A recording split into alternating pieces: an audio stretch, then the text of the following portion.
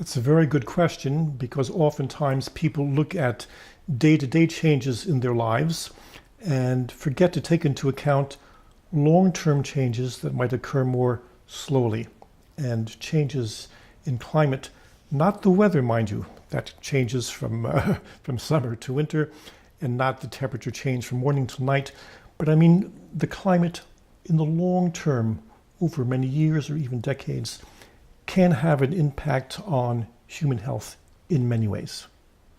Well, some of them are kind of obvious. For example, when there are heat waves, some people have a heat stroke, and sometimes you even hear about people dying, for example. Often older people who are living perhaps without air conditioning, but that would be a direct effect of the heat. But then there can be indirect effects as well.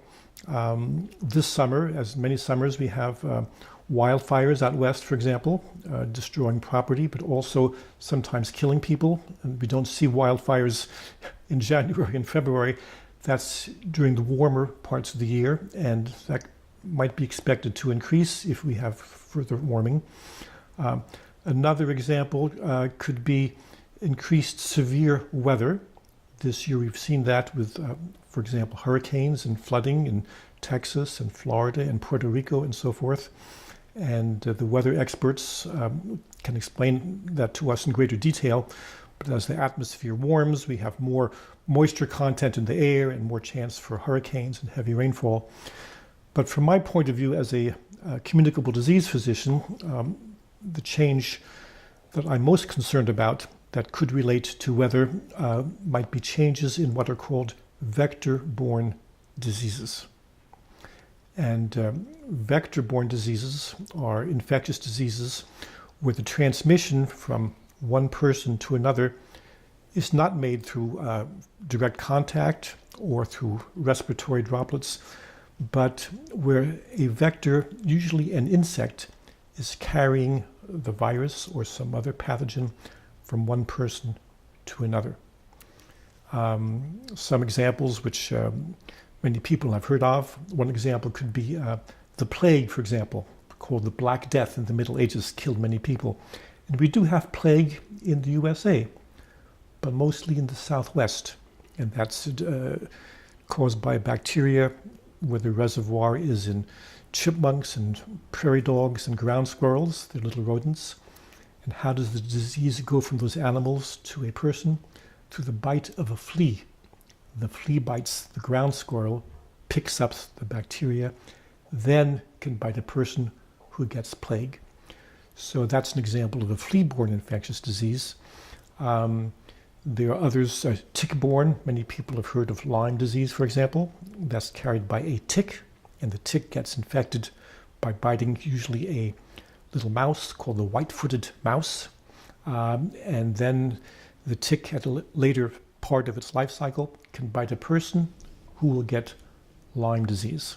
So we've mentioned fleas, we've mentioned ticks, but the one I'm most concerned about would be mosquito-borne diseases. And around the world, there are a number of diseases carried by mosquitoes, which are major public health threats. But we have some right here in the USA, and certainly in the Southeast, in South Carolina, where we are now. And just to name a few of these, in South America and in Africa, for example, we have a disease called yellow fever. We have malaria, of course, one of the major killers in the world. And we'll come back to that later in some of our discussions. But in South Carolina, we've already had many cases of West Nile virus infection. And we also have animals. I think we've been discussing animals before. There's a disease called Eastern equine encephalitis, where humans are rarely affected, but horses are more likely to be infected. So you think now I've mentioned fleas, ticks, mosquitoes, sometimes lice also, all kinds of creepy crawlies. Those are vector-borne diseases. And climate change can have an impact on those.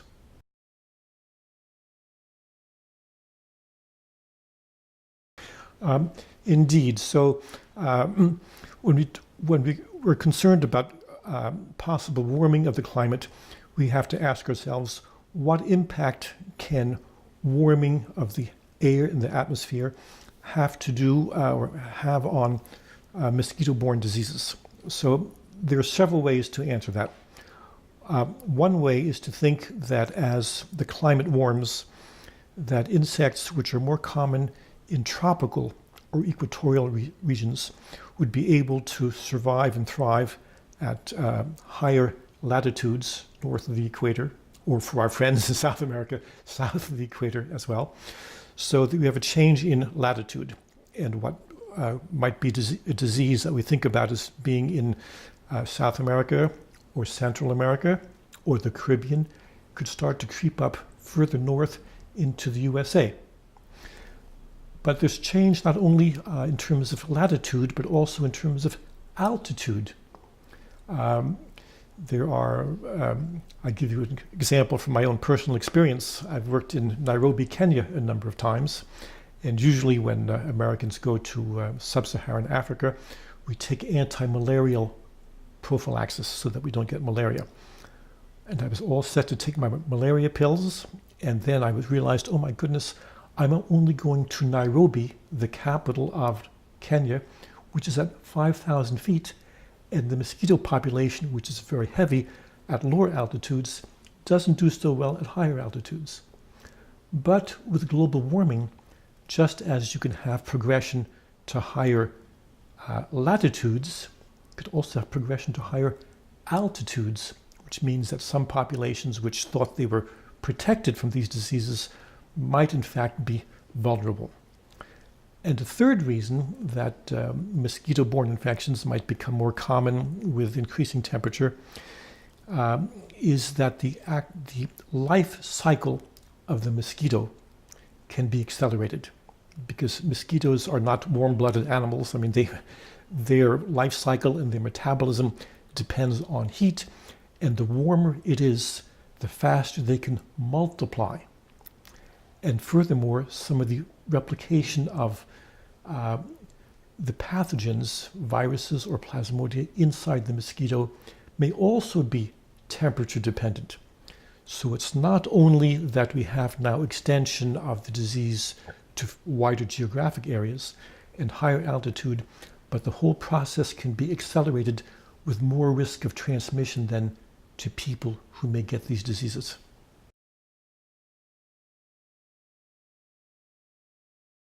Yes, that's a very good point, because mosquitoes, of course, there are variations between species, but they like to breed in moist environments, and their larvae and so forth, well, their eggs are laid in water usually, and part of the developmental cycle takes place in water. One of the big challenges with mosquito control is to eliminate pockets of standing water, sometimes which may accumulate just in flower pots, for example, or tires in people's backyards. But when you have heavy rains, you could have water really on a large scale, not only in the low country, in the swamps and marshes, but even in urban neighborhoods. So that global warming, which can increase the amount of, as it increases the temperature of the air, which can be saturated with greater amounts of water, leading to greater rainfall, and then perhaps also then to facilitate the breeding of these mosquitoes that we were talking about.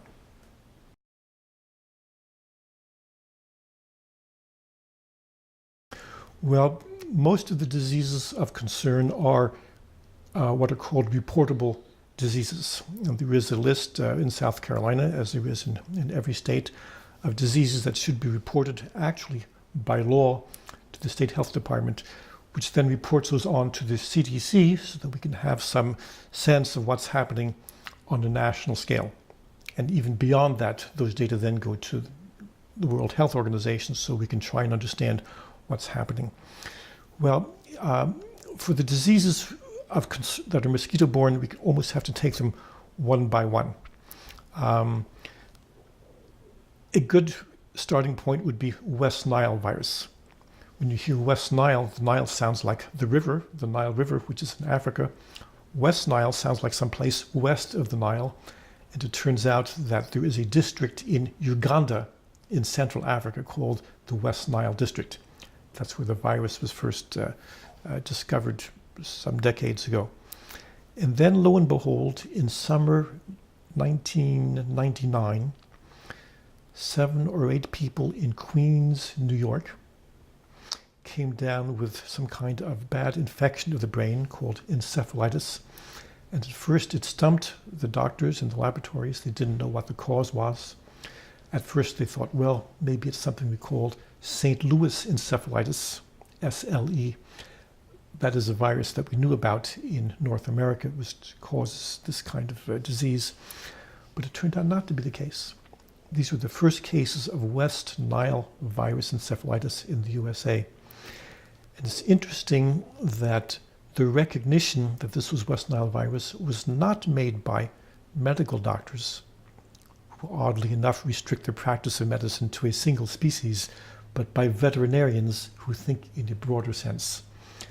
And the pathologists at the Bronx Zoo in New York saw that they were having exotic birds in the zoo die. At the same time, in Queens, crows were literally falling out of the sky onto Queens Boulevard, and then some people were getting encephalitis. So it took a while when all that was put together, and we realized that we had now a pathogen whose origin was in Africa and somehow had now come to the US. And the question is, what's going to happen next? Well, that was the question then. And the answer is that by 2004, 5 years later, West Nile virus infection had spread from just a neighborhood, essentially, in New York City, had gone coast to coast, and almost every state had had cases. One of the biological reasons for that, or perhaps ecological, we should say, is that West Nile virus is an infection of birds. And it's transmitted from bird to bird to bird by mosquito. So it's really going bird to mosquito to bird to mosquito to bird to mosquito.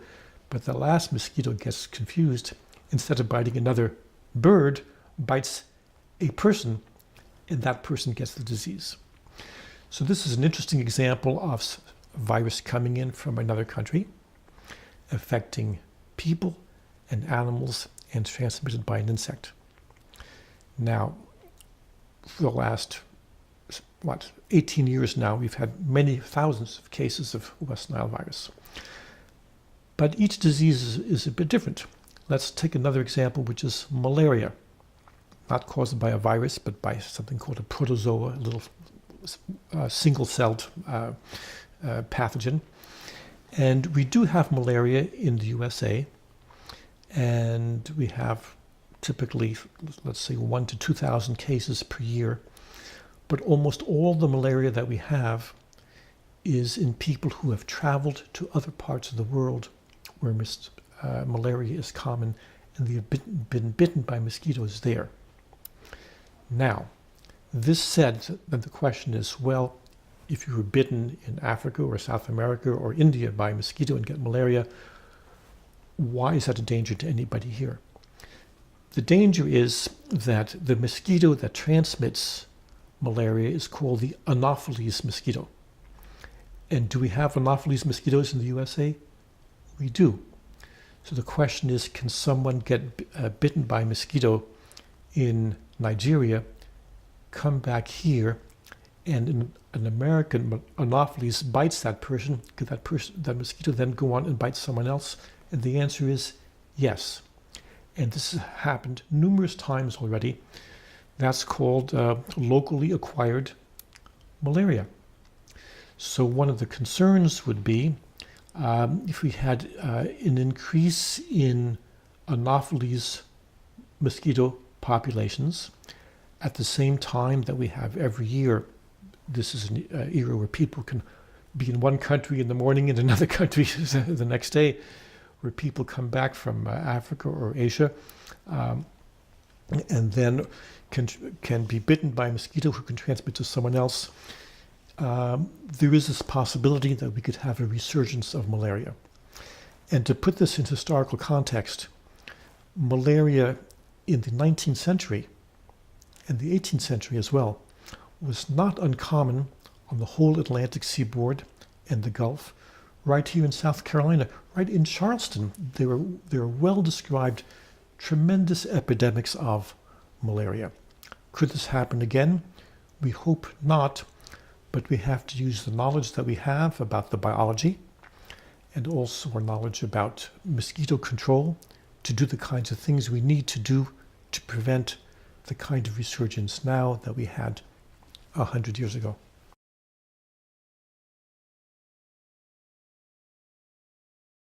Let me answer that by pointing to another mosquito, which are the Aedes mosquitoes, which we've discussed perhaps before. I mentioned yellow fever early in this discussion, and that's carried by Aedes aegypti, sounds like an Egyptian mosquito. And we have very few of these in the USA at this time. Why is this important? It's important because there are other viruses also carried by the same mosquito. Just last year in this country, we were watching every day on the news information about Zika virus. Where did Zika come from? Originally from Africa, and then spread across to different Pacific islands, came to South America. And you remember a year ago, we were watching in the news as it was creeping up from Brazil and then to Venezuela and then to the Caribbean and to Puerto Rico. And the question was, were we going to get this here as well? Well, Aedes aegypti is not that common a mosquito here, but there's a close cousin of it called Aedes albopictus, which is likely able to transmit Zika, although not as efficiently as the Aedes aegypti. As we have this discussion, viewers may say, oh, this is so complicated. We have different species of mosquitoes and different kinds of viruses. It is, and that's why these are things that we need to study and try to understand and observe carefully to see what may happen. Now, last year, when we were watching Zika in South America and the Caribbean, everyone was saying, well, when is this going to come to mainland USA? And as you may recall, it finally did. By late summer, we had cases of domestically acquired Zika, not people who had traveled to Puerto Rico or Brazil, but people who had never left Florida. This is really close to Miami, kind of the Miami Beach area of Florida.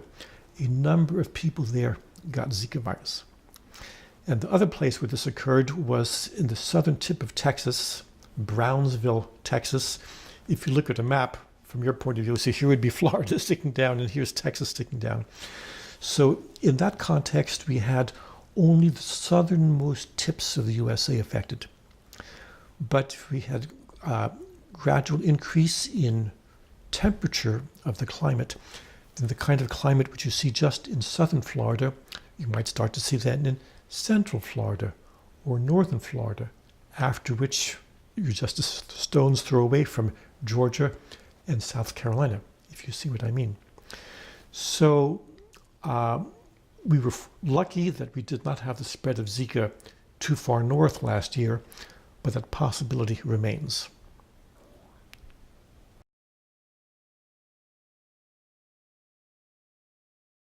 Well, you mentioned the Southeastern U.S., and because of our climate, we certainly are at greater risk of mosquito-borne infections than people who live in Minnesota or North Dakota, for example. So our population does need to know about mosquito-borne diseases for several reasons. One reason is that failure to take precautions could lead to very bad health outcomes. With Zika, we saw the main problem was when pregnant women would get Zika and the unborn baby would develop this condition called microcephaly. And we've all seen pictures of these poor babies with little shrunken heads who will never have a normal life and never have normal brain development. With malaria, the problem is mainly protracted fever and so forth, but can also lead to something called cerebral malaria, which can involve the brain and other organs. With West Nile, it can be not only encephalitis, but also a paralysis, which is similar to polio. So we have not had these threats on a large scale, but it's important for the public to start thinking about these things because there are things that individual people can do. First of all, to protect themselves, and secondly, to help protect their neighbors and their community. So to protect yourself, there are common things that can be done. Putting on mosquito repellent, just the DEET that you can get at your local drugstore or supermarket. Wearing long clothes, especially in the evening. Having screens on your windows. So a number of practical things that can be done. But something else which is important that people can do once they become aware of the potential threat is to try and reduce or even eliminate standing water in their front yards or their backyards.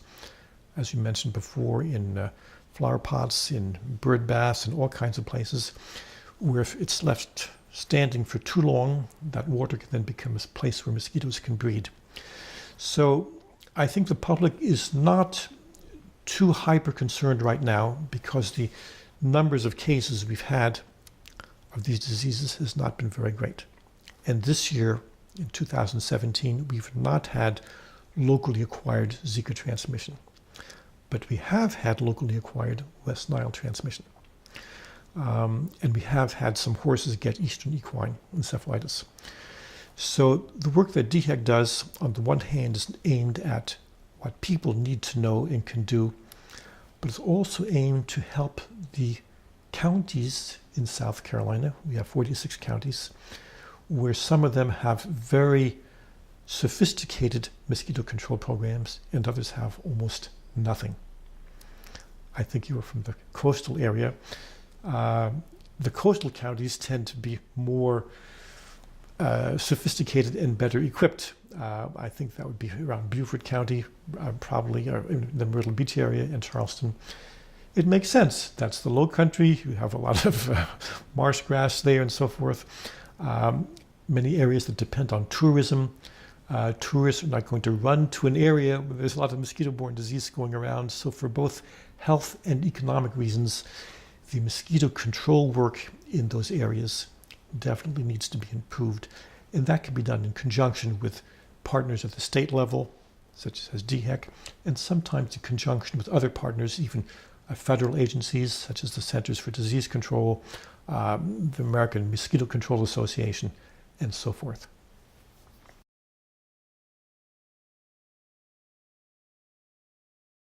Well, whenever we have a real or sometimes perceived health threat in this country, it's not only the health and public health officials who are concerned and the public, but this becomes then something that decision makers and our political representatives have to consider as well.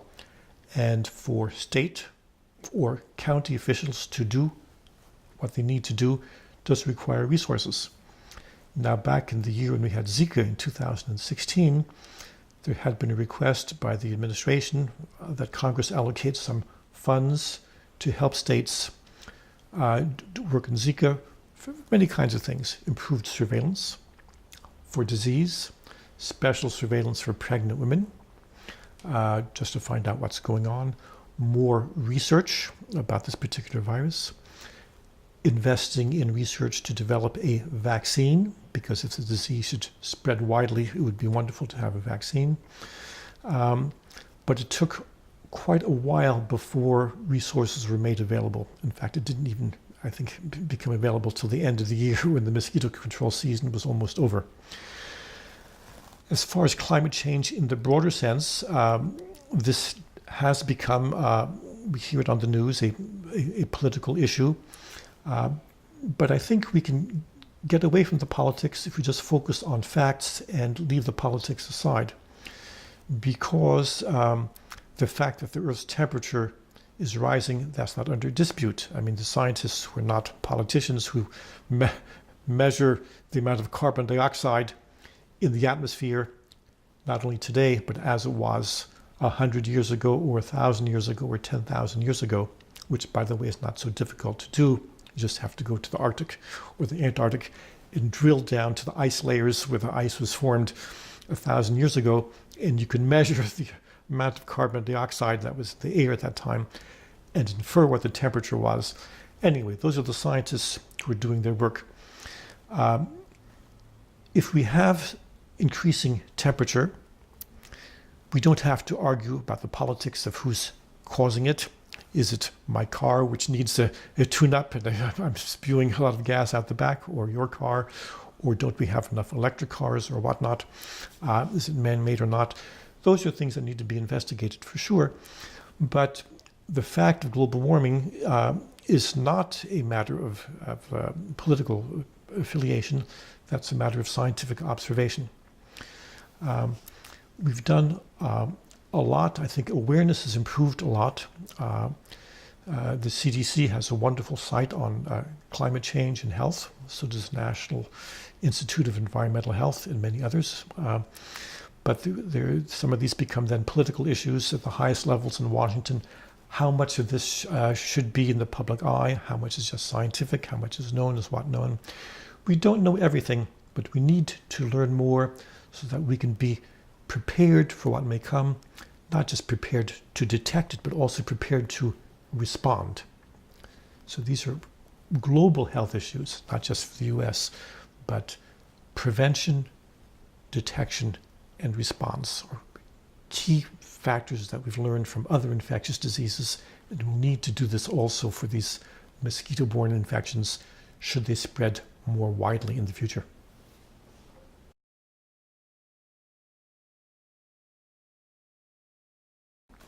Well, fortunately, we are not in a situation where we have thousands of people coming down with dengue or chikungunya or Zika virus infection in the United States now. But we see the possibility that we could have increased spread in the future for reasons we've discussed. Latitude change of different mosquitoes, warming temperature, and whatnot. So, lacking a great emergency, what needs to be done? Let me go back 30 years, if I could, to the 1980s, when in the US we had a resurgence of a disease that had been going away, and that was tuberculosis. It had been going down, down, down, down since the early 50s, and when it was going down, down, down, then the decision maker said, well, funding can go down, down, down. And then in the mid-80s, TB stopped going down, plateaued, and started going up. And when it started going up, actually Congress responded, and federal funding for TB increased from something like $5 million a year to $150 million a year, after which the greater resources then, and in South Carolina we get about $1 million a year in federal funds to help with TB. Then those increased funds and technical assistance, TB started going down again. Now that it goes down, people may say, well, funding isn't needed anymore. The disease could go up again. We've been there before, this up and down cycles. So with mosquito-borne diseases, how can we avoid getting into a situation where we have something terrible happen before we fund something that can be done? So there, even in the absence of a great emergency, there are some things that can be done. And actually, many of these are being done. First of all is strengthening at the local level mosquito control capability, and not just that, but mosquito detection capability. So many states and many counties now not only try to keep the mosquito population down, they actually trap mosquitoes. Those are called mosquito pools by the thousands. And they're sent to the, in South Carolina, to the DHEC State Laboratory, where a professional entomologist looks at these under a dissecting microscope one by one and says, this is an Anopheles, this is a Culex, this is an Aedes, Is it albopictus or aegypti? And then can get some sense of the quantity of mosquitoes of different species, and beyond that can then mush them up and have them cultured to see if the virus that might be lurking in them is there or not. So we're actually doing better in the US this year than last year, for example, in examining mosquitoes and mosquito pools. When we look at information about the spread of Aedes aegypti, some of the press is saying, oh my goodness, the range of the mosquito has expanded. Hasn't expanded that much in the last year. It's just that we're doing better surveillance looking for mosquitoes. So better mosquito control, better quantifying mosquito populations. Then keeping up our ability to find patients who may not be in the capital city. They can be in a rural area. They can be anywhere who have these diseases. Do we have the laboratory capability in every state to diagnose those diseases, which have been rare? Early on, to diagnose Zika, specimens had to be sent to CDC in Atlanta. But now we've improved laboratory capabilities. So right here in South Carolina, and I'm sure in other states in the Southeast, there is in-house capability to diagnose. So at the same time that we have some local mosquito work can be improved and is, at the state level, better surveillance and laboratory speciation. At the national level, some investment needs to go into more basic research into the biology and immunology of these pathogens, and even to start funding work on possible vaccines. That doesn't mean that we have to invest $1 billion and develop a vaccine by the end of the year, but start going through the early trials, first in human volunteers or then in animal models, so that if we ever do see an epidemic or an increase, we'll have done the work, or much of the work that's needed to help us get where, as a society, we need to be. It's tricky because if you think of the decision makers in Washington, they're facing not only the future of mosquito-borne infections, but opioid epidemic, resurgence of syphilis, ongoing problems with hepatitis C, HIV infection, and so forth. Many competing priorities. So even though we haven't had large-scale outbreaks to date, a certain amount of groundwork has to be done to maintain the infrastructure and knowledge base that we need so that we can quickly scale up if something bad should happen.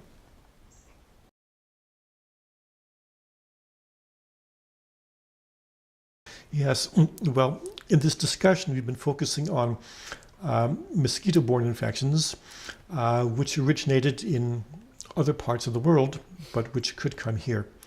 So in a broader sense, I'm concerned about not only those mosquito-borne infections, but more generally about what we call emerging infectious diseases.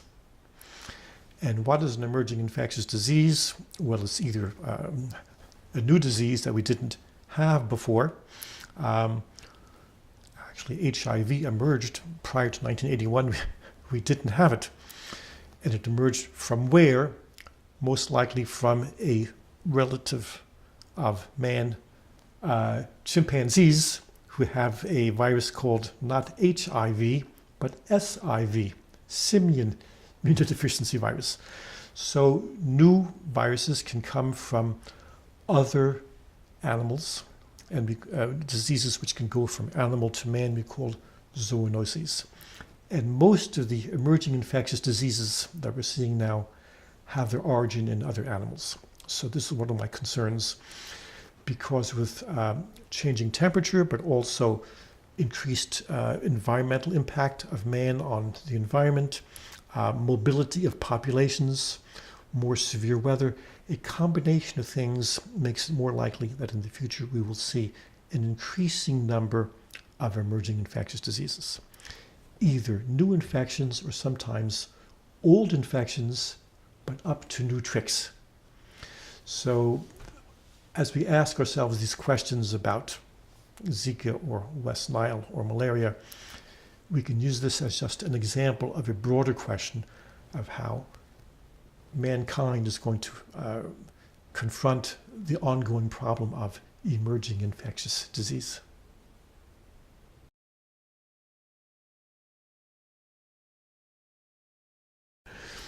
Well, funding for work that needs to be done can come from many sources.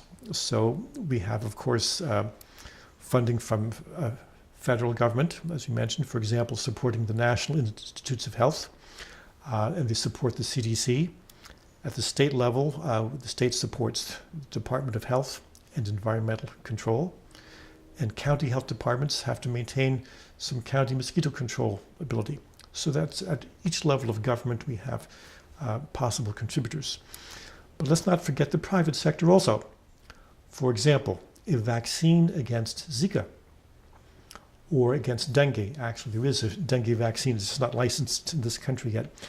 A lot of the work for that can be done by pharmaceutical companies who may hope in the future to market this, and it's only fair that they would participate in the cost of this as well. So in a sense, you might say there can be not only public funding, but some kind of public-private partnership.